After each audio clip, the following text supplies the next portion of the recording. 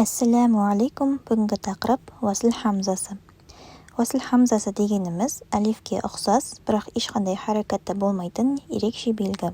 Уасл хамзасы егер екі сөздің арасында келетін болса, онда ол оқылмайды және екі сөздің арасын байланыстырушы қызметін атқарады.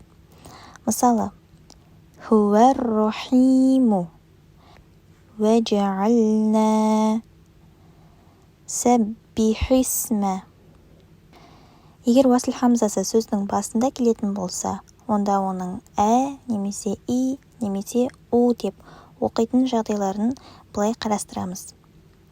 Егер уасл хамзадан кейін тек қана ләм әрпі келетін болса, онда уасл хамзасы деп оқылады.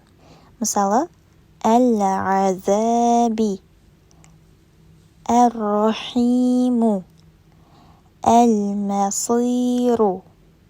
Келесі, егер уасл хамзадан кейін ләмнен басқа әріп келетін болса, онда біз үшінші әріптің харакетіне қарайтын боламыз. Егер үшінші әріптің харакеті немесе и болатын болса, онда уасл хамзаны да и деп оқимыз. Мысалы, иджәална исриф исма роббика.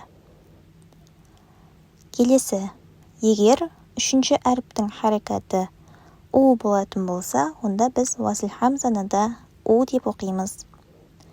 Унзур. Егер тақырып түсінікті болса, видеоға лайк басып, арнаға тіркеліңіз және жақындарыңызбен бөлісуді де ұмытпаңыз.